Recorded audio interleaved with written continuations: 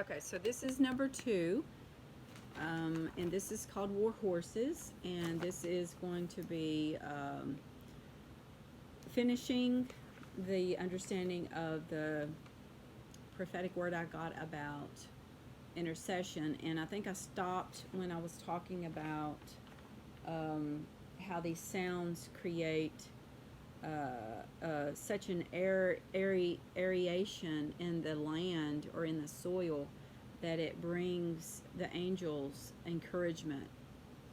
So I want to just stop here and then pray, say a little bit more, and then pray about and to finish this recording and this testimony. So it brings refreshing to the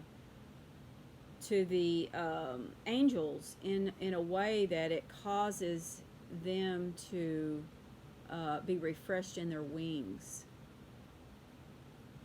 It's so the angels' wings are being refreshed because of the sounds of the intercession of the feet of the intercessors or the war horses, because they put off a victory sound. So I guess in a way they're waiting for us to obey the Holy Spirit and the commissioning that God had given us from the foundations of the earth when we said yes when we came into the earth from Him. And as we came into the earth, we came under His rod. And when we fulfill our mandates, when we fulfill in obedience to what God has told us, it refreshes the angels that came in with us, because they are also a part of all of this.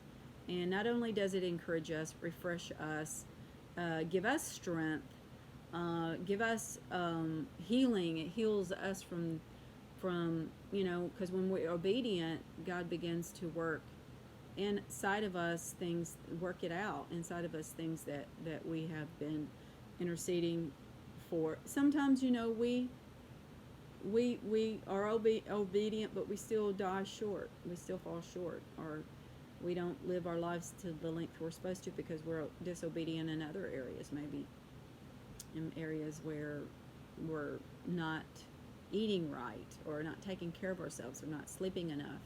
So there's things that our fault, we fall short at.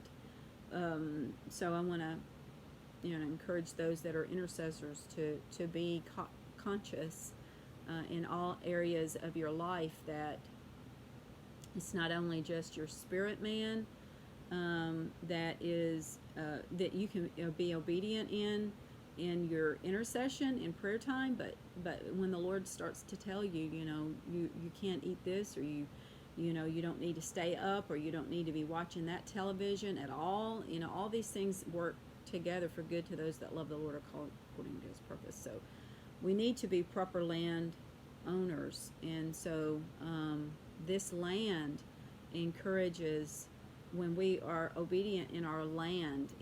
So we are God's land. He owns. We don't own ourselves. He owns us. So this land is being overturned and turned over to the Lord. So this sound, the angels of God bring this sound over the land as they bring their refreshed wings, and it's almost like the angels' wings are being refreshed because of the sounds of the intercession. The feet of the Biasin feet, they sound victory. And these landowners, we ask the land to be overturned. Angels of God bring this sound over the land and clear the land, and bring the Lord of Lords in to the right order. The Lord of Lords being the Lord.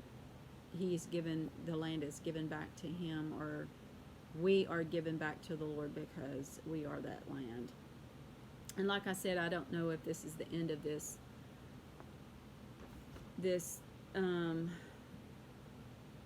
voice recording I had. I don't know if this is the end of it, because I'm going to have to go back and listen. again to make sure I got all of it written down.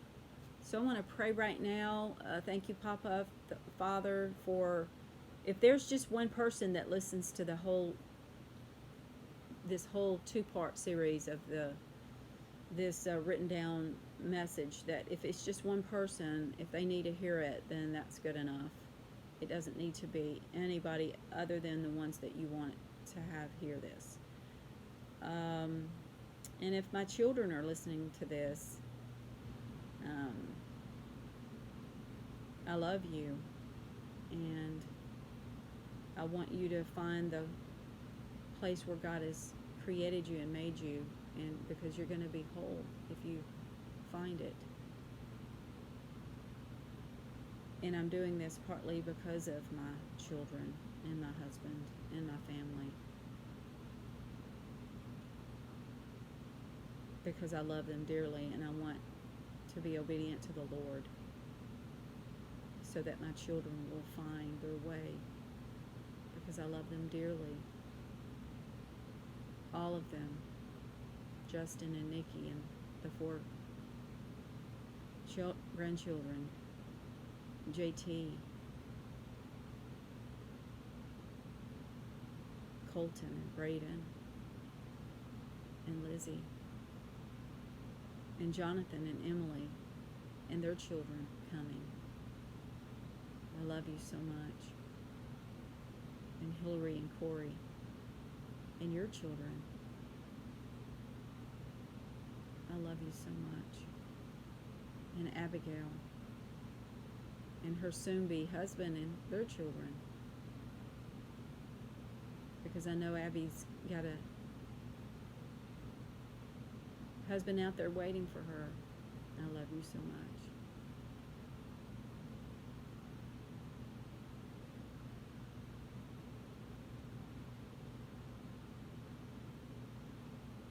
And my dear patient husband that has been so kind and so gentle, because he knows God has got me doing this. And I love you so much. Guys, we as intercessors have a very specific calling to shift the nations. And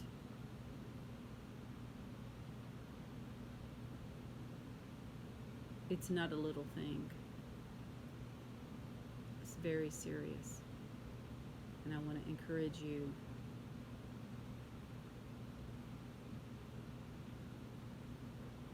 to not give up.